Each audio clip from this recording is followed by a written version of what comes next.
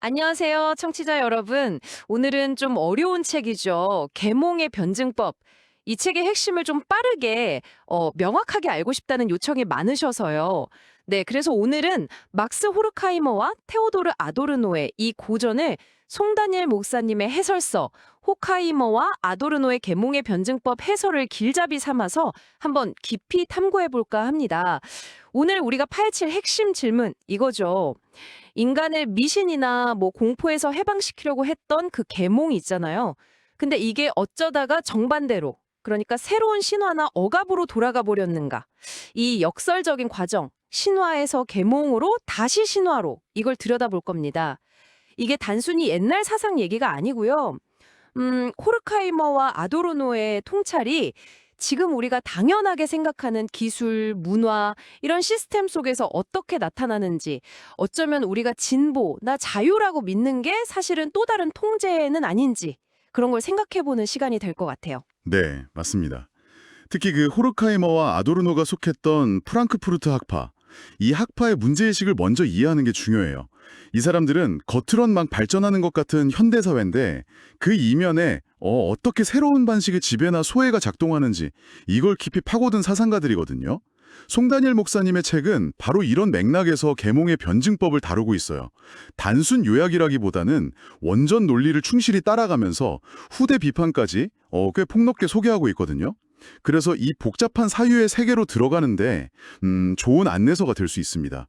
오늘 저희 대화가 이분들 주장이 그냥 추상적인 게 아니라 우리 현실을 날카롭게 보는 도구가 될 수 있다는 걸 좀 보여드릴 수 있으면 좋겠네요. 좋습니다. 그럼 본격적으로 계몽의 변증법의 핵심 논리, 바로 계몽의 자기 파괴라는 그 역설로 들어가 보죠. 원래 계몽주의라는 게 이성의 힘으로 신화적 사고, 뭐 맹목적인 믿음이나 자연에 대한 공포, 이런 거에서 인간을 해방시키려던 거대한 프로젝트였잖아요.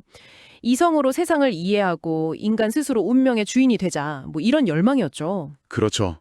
모든 걸 합리적으로 설명하고 통제할 수 있다. 이런 믿음. 그게 계몽의 핵심 동력이었죠. 근데 호르카이머와 아도르노는 바로 거기서 문제를 본 거예요. 그들이 보기엔 계몽이 내세운 그 이성이라는 게 어느 순간부터 그 자체로 목적이 아니라 뭐랄까 무언가를 그냥 효율적으로 지배하고 통제하기 위한 수단, 이걸로 변질됐다는 거죠. 책에서는 이 과정을 좀 이해하기 쉽게 3단계 구도로 설명을 하더라고요. 첫 번째는 당연히 신화의 시대. 인간이 뭐 거대한 자연 앞에서 무력하고 설명 안 되는 현상을 신화나 주술로 이해하려 했던 그런 시기. 두 번째 단계가 바로 계몽. 말씀하신 것처럼 이성을 도구 삼아서 자연의 비밀을 파헤치고 예측하고 뭐 결국 정복하려는 거. 인간이 세계 중심에 서는 거죠. 근데 여기서 뭔가 비극적인 반전이 일어난다는 거예요. 네, 바로 그 반전. 그게 세 번째 단계, 즉 계몽의 결과로 나타나는 새로운 신화입니다. 자연 정복에 쓰였던 그 강력한 이성이 이제는 사회와 인간 자신을 통제하는 도구로 바뀌어버린다는 거죠. 합리성, 효율성, 계산 가능성, 이런 이름 아래서 인간의 감정이나 가치, 비판적인 사고 능력, 이런 건 억눌리고요. 거대한 사회 시스템, 기술, 과학적 방법론 그 자체가 새로운 숭배 대상이자 뭐랄까 벗어날 수 없는 운명처럼 되는 거예요. 마치 고대인들이 신화 앞에서 그랬던 것처럼요. 그러니까 신화에서 벗어나려고 이성을 막 갈고 닦았는데 결국 그 이성이 만든 시스템 안에서 또다시 무력하고 그냥 순응하게 된다? 해방을 꿈꿨는데 더 정교한 감옥을 스스로 만든 꼴이네요. 와. 정확히 그 시점입니다. 그걸 파고드는 게 바로 도구적 이성이라는 개념이에요. 여기서 도구적이라는 말에 좀 주목해야 하는데요.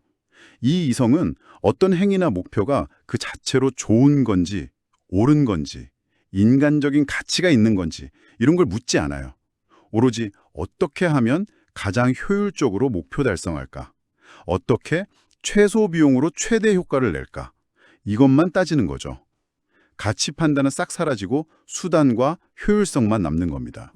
예를 들면 어떤 게 있을까요? 너무 추상적으로 들릴 수도 있을 것 같아서요. 아주 극단적인 예를 들자면 공장에서 생산성 높이려고 노동 과정을 막 철저히 분업화하고 시간 재고 인간을 그냥 기계 부속품처럼 취급하는 거.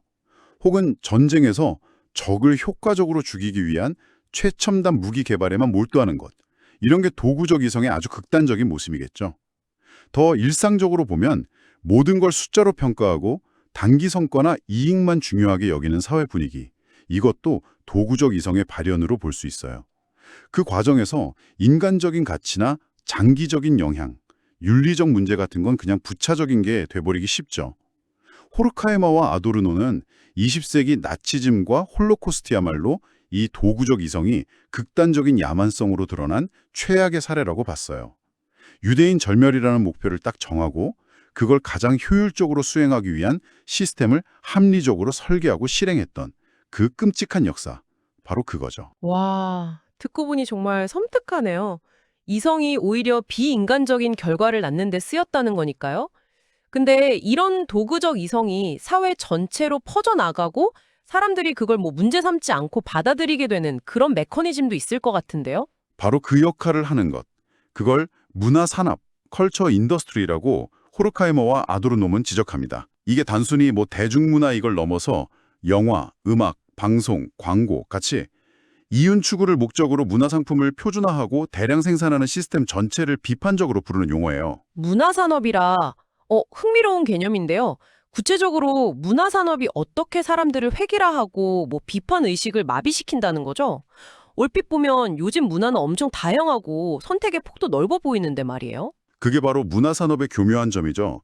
겉으로는 수많은 선택지가 있는 것처럼 보이는데 자세히 들여다보면 대부분 비슷한 공식과 구조를 반복하고 있다는 거예요. 예를 들면 할리우드 블록버스터 영화의 그 예측 가능한 플롯, 아니면 유행 따라 비슷비슷하게 나오는 대중가요들, 또 성공과 소비를 부추기는 광고 메시지 같은 거 생각해 볼 수 있죠. 이런 문화상품들이 우리에게 뭐 즐거움이나 위안을 주는 것 같지만 실제로는 현실의 복잡한 문제나 모순에 대해 깊이 생각하기보다는 그냥 정해진 감정과 반응을 유도하고 현 체제에 순응하도록 만든다는 겁니다. 아, 그러니까 끊임없이 뭔가 새롭고 자극적인 게 쏟아지는데 사실은 그 안에서 우리가 생각하고 느낄 수 있는 범위가 오히려 제한되고 있다는 거네요.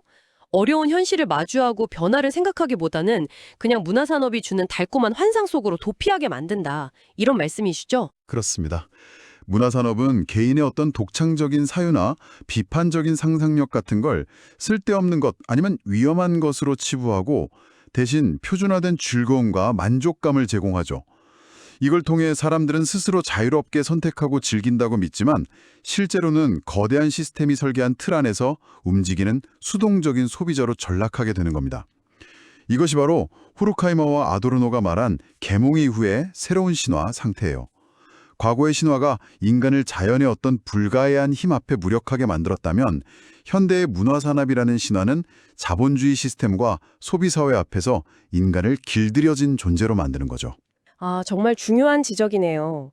송다니엘 목사님 책에서는 이런 추상적인 논의를 뒷받침하려고 계몽의 변증법, 원전에 나오는 구체적인 분석 사례들을 꽤 깊이 다루고 있던데요.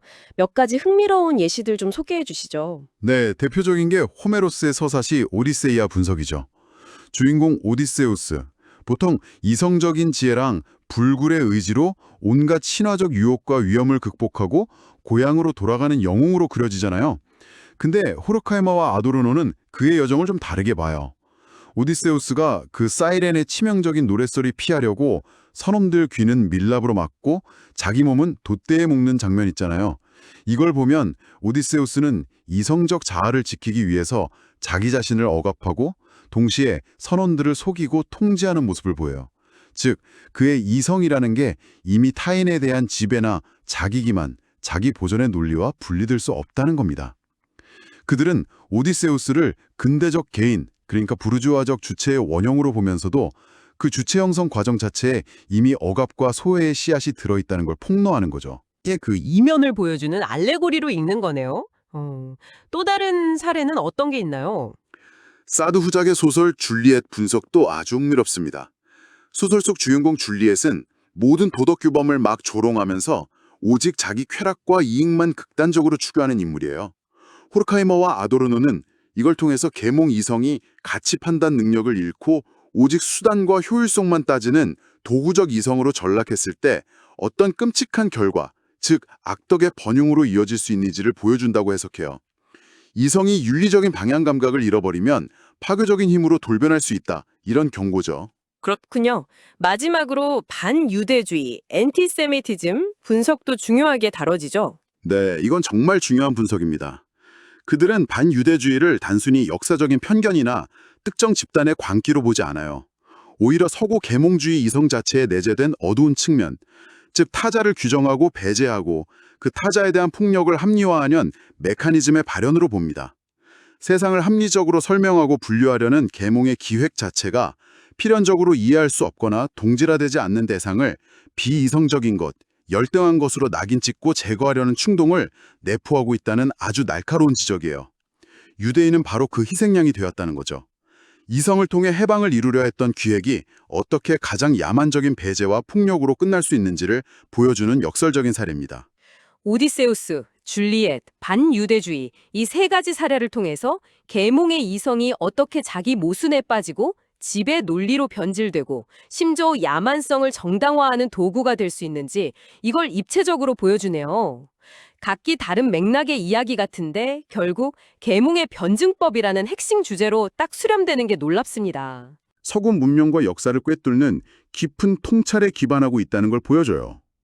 이성 스스로가 어떻게 비합리적인 결과를 낳고 해방 대신 새로운 억압을 만들어내는지를 구체적인 텍스트나 역사 현상을 통해 입증하려는 시도인 거죠. 송다니엘 목사님의 책은 이런 복잡하고 방대한 내용을 독자들이 좀 체계적으로 이해할 수 있게 짜임새 있게 구성되어 있더라고요. 제가 보니까 크게 네 부분으로 나뉘던데요. 첫 부분에서는 이 책의 사상적 풀이죠. 프랑크푸르트 학파와 비판 이론 배경을 설명하면서 논의의 기초를 딱 마련해주고요. 네, 그 부분이 중요한 출발점이죠. 왜 이 사람들이 그토록 자본주의 사회와 계몽 이성에 대해 비판적인 시각을 갖게 됐는지 그거 이해하는 데 도움을 주거든요. 그리고 두 번째 부분, 여기가 핵심인데 계몽의 변증법 원전의 핵심 내용들을 장별로 따라가면서 상세하게 해설을 해줘요. 저희가 지금까지 이야기 나눈 계몽의 개념, 오디세우스 분석, 줄리엣 분석, 문화 산업, 반유대주의 같은 주요 논점들이 바로 이 부분에서 깊이 있게 다뤄지죠. 네, 원전의 그 논리 흐름을 놓치지 않으면서 핵심 개념들을 명확하게 풀어주는 것, 그게 이 해설서의 장점 중 하나라고 할 수 있습니다. 그리고 세 번째 부분은 이 책에 대한 후대의 반응과 평가, 이걸 다루고 있어요. 특히 프랑크푸르트 학파 후계자로 평가받는 위르겐 하버마스의 비판이나 또 다른 관점에서 근대성을 비판했던 미셸 푸코 같은 사상가들의 논의를 소개하면서 계몽의 변정법을 좀 더 다각적으로 볼 수 있게 해주더라고요. 이런 다양한 관점을 접하는 게 중요합니다. 원전의 주장을 그냥 절대적인 진리처럼 받아들이는 게 아니라 그게 어떤 점에서 강점이 있고 또 어떤 한계를 가지는지 비판적으로 성찰할 수 있게 해주니까요. 네, 마지막 네 번째 부분에서는 계몽이 어떻게 신화로 회귀하는지, 그리고 이 책이 던지는 현대적 의미는 뭔지 다시 한번 핵심 논점들을 정리하면서 마무리를 합니다. 전체적으로 원전 해설에 충실하면서도 비판적 논의까지 균형 있게 담아내려는 노력이 엿보이는 구성인 것 같아요. 그리고 덧붙이자면 이 해설소가 단순히 내용을 요약하는 걸 넘어서요. 계몽의 변증법이라는 텍스트가 탄생하고 일깨운 그 지성사적 맥락을 풍부하게 제공한다는 점, 이게 청취자 여러분께 큰 도움이 될 겁니다. 비판 이론에 대한 이해는 이 책의 문제의식을 파악하는 데 필수적이거든요. 한 가지 정보를 덧붙이자면 저자이신 송다니엘 목사님의 신학적 배경이 해설의 어떤 특정 관점, 예를 들어 도덕적 가치에 대한 강조나 종교적 비판 시각을 더했을 가능성도 생각해 볼 수는 있어요. 근데 이건 책을 읽을 때 고려해 볼 만한 맥락이지 그 자체로 좋다 나쁘다의 판단 대상은 아니라고 봅니다. 자, 오늘 길고도 깊었던 탐구, 이제 마무리할 시간입니다. 호르크하이머와 아도르노의 계몽의 변증법, 인류를 해방시키려던 계몽의 이성이 오히려 스스로를 배반하고 모든 것을 효율성과 통제 논리 아래 두는 도구적 이성으로 전락하면서 대중의 의식을 획일화하는 문화산업을 통해 새로운 형태의 신화와 억압을 만들어냈다는 상당히 충격적인 진단을 내렸습니다. 생각하면 할수록 오늘날 우리 사회에도 참 시사하는 바가 큰 것 같습니다. 그렇습니다. 이들의 사상이 던지는 궁극적인 질문은 여전히 유효해요. 우리는 어떻게 이 도구적 이성의 지배와 문화 산업의 그 세련된 통제에 맞서서 인간의 비판적 사유 능력과 자율성을 회복할 수 있을까? 이성이 다시금 해방의 도구가 될 수 있는 길은 뭘까? 이런 질문이죠. 호르카이머와 아도르노는 명쾌한 해결책이나 대안 사회 모델을 제시하진 않았어요. 오히려 그들은 현실을 끊임없이 의심하고 지배의 논리를 폭로하고 불편한 진실을 외면하지 않는 부정의 사유, 즉 비판적 사유, critical thinking 그 자체의 중요성을 강조했습니다. 안주하지 않고 계속 질문하는 태도만이 우리를 새로운 야만으로부터 지켜줄 수 있다. 이렇게 본 거죠. 비판적 사유의 중요성이라. 그렇다면 마지막으로 청취자 여러분께 이 질문을 던져보고 싶습니다. 오늘날 우리를 둘러싼 문화 산업은 어떤 모습으로 우리의 생각과 감정을 조율하고 있을까요? 인공지능 알고리즘이 추천하는 컨텐츠, 소셜미디어의 트렌드, 끊임없이 업데이트되는 디지털 기기들, 그 속에서 우리는 정말 주체적으로 선택하고 사유하고 있을까요? 혹시 편리함과 효율성이라는 이름 아래 우리 스스로 새로운 신화를 만들어내고 그 안에서 그냥 안주하고 있는 것은 아닐까요? 이성이 우리를 더 자유롭게 만들고 있습니까? 아니면 더 교묘하게 우리를 길들이고 통제하는 도구가 되고 있습니까? 잠시 멈춰서서 우리 자신과 주변을 한번 돌아볼 때가 아닌가 싶습니다. 오늘 저희가 나눈 이야기가 계몽의 변증법이라는 쉽지 않은 사이의 세계로 들어가는 작은 길잡이가 되었기를 바랍니다. 그리고 여러분의 지적 호기심을 자극하고 세상을 조금 다른 눈으로 바라볼 수 있는 계기가 되었기를 바랍니다. 함께 해주셔서 감사합니다.